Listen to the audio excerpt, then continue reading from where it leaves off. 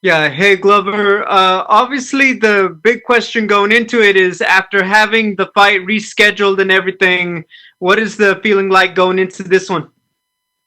I feel great, man. The fight reschedule, but we just gotta think positive. And the camp was amazing, and we going through crazy time, man. Just trying to keep positive thinking in my head. Anthony Smith is a guy that a lot of people still have a lot of hype. A lot of people think he is still very close to the top of the division. I want to ask, you're on a three-fight win streak yourself. Do you think that if you take out Anthony, that you might be a lot closer to the title than a lot of people are putting you at right now? Definitely. Anthony Smith is there with top few guys like Thiago Marreta and Dominic Reyes, and definitely beating him. I'll be right there, knocking in the door again. Finally, you guys are at the hotel. You're supposed to be quarantined and not doing too much. Can you just talk about what your plan is for the next 50 or so hours before you get to your fight? Just chill, man, hang out. I mean, I've been doing that for the last few camps. To be honest, I love the way trifecta. The PI is helping us with the food, so we don't. I don't even have to go out for food and anything. I just walk outside a little bit just to get some sun. It's beautiful over here, just for about 15 minutes. But that's all. That's all about it. Do the interviews and stay in the room and just concentrate and get ready for this battle. Hey, thank you, Glover. Good luck. All right, you're welcome, man. Thank you. And next up, we have Jeff Wagenheim from ESPN. Please go ahead, Jeff. Hey, Glover.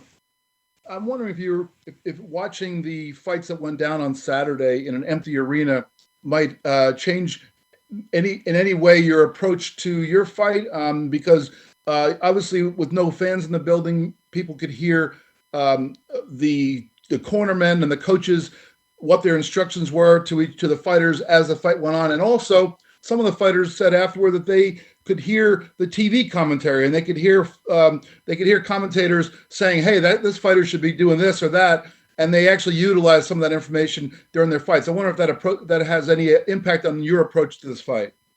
Um, Not really, man. It's just exciting. It's a new thing.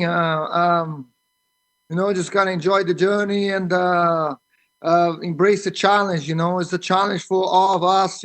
Fighter with no fans in the arena. We love the fans. I was just telling about today. It's like a Guns N' Roses shows with no people there. It's kind of weird, but like just gotta embrace the challenge. Go over there and do our max. So if you hear something from cage side of like one of if Daniel Cormier says, "Oh, Glover should be doing this," you're gonna pay attention to him. Or you're gonna pay attention to your coach telling you to get something different. I'll be focused on my fight. Hey man, if Danny Cormier say something, I might, who knows, I might listen to him.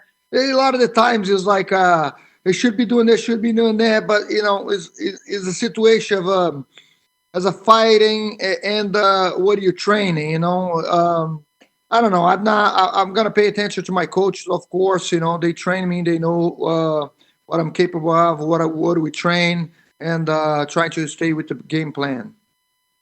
Sounds great. That's all I got. Thank you. Thank you. And next up, we'll take questions from Mike Bond with Rolling Stone. Mike, go ahead.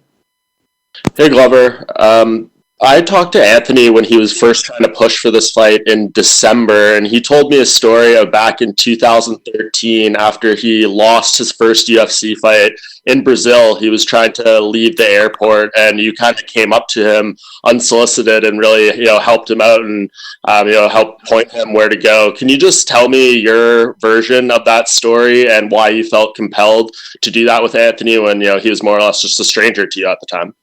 Yeah. I it's on my thing, man. It's like I see a guy that struggle. I think he having problem with translating or something. The guy wasn't understand him. I don't even remember the whole thing, but it's just like that's something I would do with anyone, man. Especially seeing the guy after he lost the fight, going to the airport. It sucks. I've been there before, been in that position before, and just trying to help the guy. And Anthony Smith is he's an amazing guy, man. He's a great guy. So I have me. I have no beef with anyone in the sport. I'm good with everyone. I respect everyone. But it's time to fight. It's time to fight. Yeah, could you ever have imagined at that time that he would be a future opponent? Obviously, he was cut from the UFC right after that loss. It was a middleweight fight. Could you have ever imagined after you helped him on that day that all these years later he would be an opponent in a main event? No, not really. I mean, everything's possible in the sport, but he was fighting in a different weight class. It's like usually if you're guys in the same weight class, you kind of like, even if you start doing his debut, you kind of look at him and like, hey, it could be a future opponent. But I not for Anthony Smith because he's in a 185. He was in 185 back then, and I didn't think about that at all. Yeah, and last thing from me, Anthony's been nothing but respectful in the lead up to this fight. He said, he's very happy that you've never wavered. You've always been willing to compete, even with the change of date and anything. Did you always feel the exact same way? Did you ever have any doubt that this fight would happen, especially, when the news came out about Anthony's home invasion and all that stuff that was going on in his personal life in the lead up to this fight, too? Yeah. Well, after I read the thing, when I see the headlines, I think my wife told me, Anthony Smith got, somebody broken in Anthony Smith's house. It's like he's okay. First thing I asked was like, of course, because of him and his family, I don't want anything like that to happen with with my worst enemy. And especially with the opponent like that in a sport. I'm glad him and his family is okay. And other thing, I was like, he's okay. Like, is the fight's gonna still going on? Because even if he is like over there punching somebody in the head and could break his hand or something, I was like afraid of that. But I'm glad that everything works out well for him and for us. And last thing, he said he wants to be the first person to ever submit you in MMA. How do you feel about that? Hey, man, a lot of people thought about that too, so you my guest. Thanks, Glover. Thank you. And next up, we have Jay Anderson from Cageside Press. Please go ahead, Jay. Glover, welcome back. Just a couple of quick ones for me. I mean, it's been 6 years since you fought John Jones, roughly. A win here would give you your best streak since leading into that fight. What's changed in your game and your skill set since that time? I have to sit back, man. After I was right there, close to the title. I fought Anthony Smith. I mean Anthony Johnson and Gustafsson. The both guys they beat me and they get a title fight. I was right there too a couple of times, and I gotta sit back and see validate things to see what I was doing wrong. I went to PI in Las Vegas, UFC PI, and basically ask for help, see what's going on with at this age, how to train, how I was training, and basically they say I was training too much, overtraining. I kind of knew that, at camps I was sleeping bad and everything. And last year, after I started following up the program, the diet, the program, the discipline, it helped me so much. I've been happier in a camp, sleeping better and everything. It works out great, three fights, 3 wins. So it was amazing. In 2018, I was in such a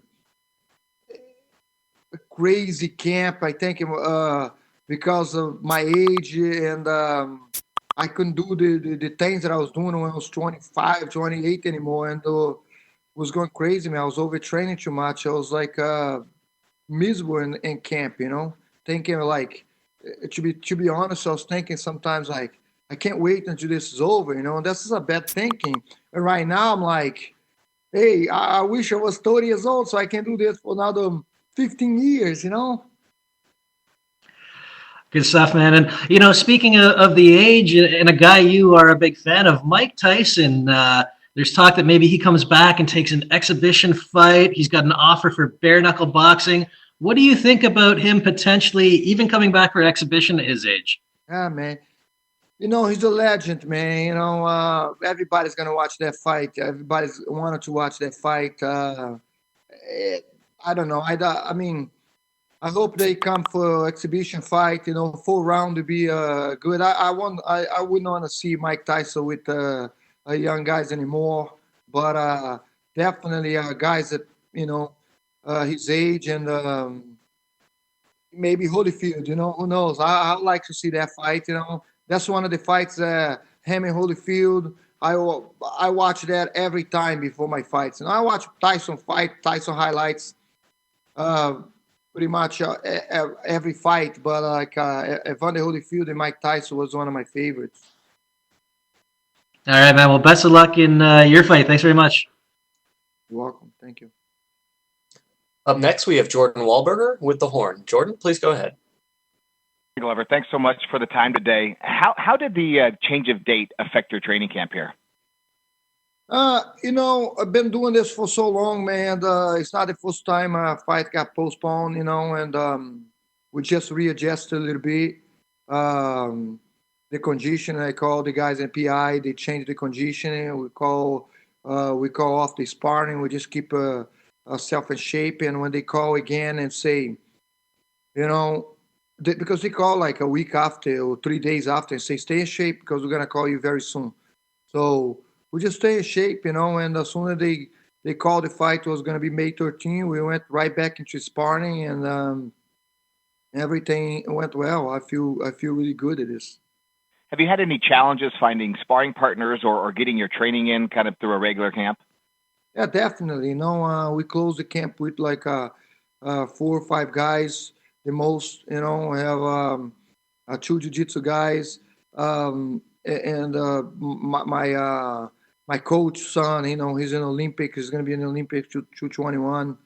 220 is supposed to be, but with all this, 221 he's an Olympic boxer. So we closed that camp like that, but it's a challenge that I think my experience take over. I know how to train now. I know how to put myself in situations and make the camp better like that. I think it's a challenge for everyone. Awesome. You were scheduled to fight in Nebraska, the same place where he grew up. Now the fight's been moved to Florida, and there's no fans. How does that change the dynamic of this fight? This was supposed to be a fight for him in front of his own crowd. Yeah, crowd is a crowd, man. To be honest, people, the fans respect me so much. Like I fought in Sweden, and I felt the love, I felt the respect of the people. I see guys take a picture with me in the street and say, "Hey, Glover, I always rooting for you, man. You're a great guy. You're a nice guy." But not this time, It's the energy of the fans, no matter what. No matter where, in the guy's house, in my house, in Brazil or Connecticut or whatever, it's always going to be the fans in the arena. It's going to be the energy. I don't want to get used to it with this no crowd, But like I say, it's a challenge that we're just going to have to deal with. You're on a 3-fight win streak, and there's a little bit of a logjam at the top of the light heavyweight division. What's at stake here at this fight? What are you guys fighting for? Where does this put you with a win? Well, we're fighting this is going to be a great fight, right? Anthony Smith come forward. I come forward, he got a lion heart, and I got the lion heart, a heart of a lion. We're not going to quit. And it's just for the championship, man. Well, I'm looking forward to get that title. This is the only thing I miss, at this sport, and I think I deserve it, and I know I have to fight Anthony Smith right now, and after that, I'll be right there again, man. All right, thank you so much, Glover. Best of luck on Wednesday night. Thank you, man. And last up, we have Shaquille Majori from MMA Mania. Shaquille, we have time for a couple of quick questions. Sure. Hey, Glover, thank you so much for making the time today. First, it seems like for a while there, the UFC was putting you up in almost a gatekeeper position against up-and-coming talent. So it's really nice to see you get someone like Anthony Smith, who has recently fought for the title. How did you feel when what was going through your mind when the UFC offered you this fight? I love it, man. I want to fight Anthony Smith for a while, and the guys is over there in the top three right now, and yeah, take a guys is a higher ranking than me, it's a great opportunity because like I said, I don't take a fight, I don't say no to any fights, I'm going over there and fight anybody. Um, doesn't matter who. They all tough in UFC. They all hard to fight, but like yeah, fighting higher ranked guys is it's a big step for me. So I like it. Two more for me here. Obviously, you've been asked a few times about what a win will do for you, but has the UFC or your management said anything explicit about what's next should you win this fight? No, not really. Uh, just gotta look up for this fight, win this fight, and then we see.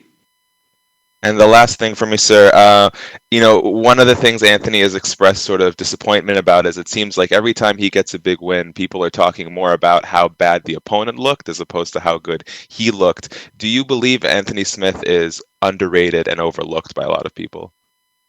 No, Anthony Smith is a tough son of a gun. He's like I watch his fight, man. He fought Gustavs, he fought. He beat a lot of a great.